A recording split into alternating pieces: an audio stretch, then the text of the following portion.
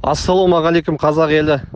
Бүгін 9 июнь 2023 жыл Шығыс Қазақстан облысы Күршім районы Маралды ауылында фабрика салынып жатқан жерде тұрмын.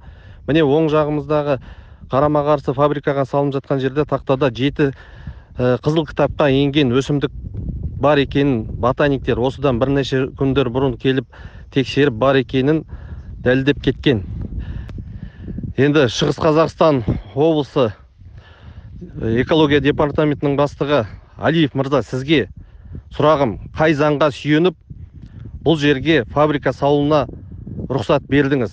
Сіздің қолыңыз бар, сіздің рұқсатыңыз бар. Ана жолы Сүлейменова Зүлфия ханымның айтуын бойынша қызыл кітапқа енген жерлерде ешқандай фабрика салынуына жол бермейміз деп айтылған. Оң жағымызда Қатон-Қарағай ұлттық паркі бар, сол жағымызда Марқакөл паркі бар. Бұл ауыл екі ортасында тұрған ауыл.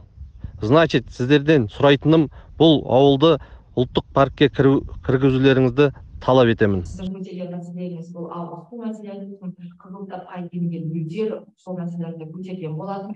Біз тиісті жұмыс тобын, эксперттік топты қалыптастырып жіберген болатынбыз.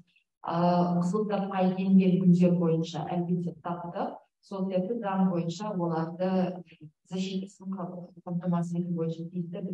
Қызыл кітапқа енген гүлдердің өсіп жатқан жерлері олар защитаға алынады. Оны біз таптық, оның актісі бар, оны аламыз.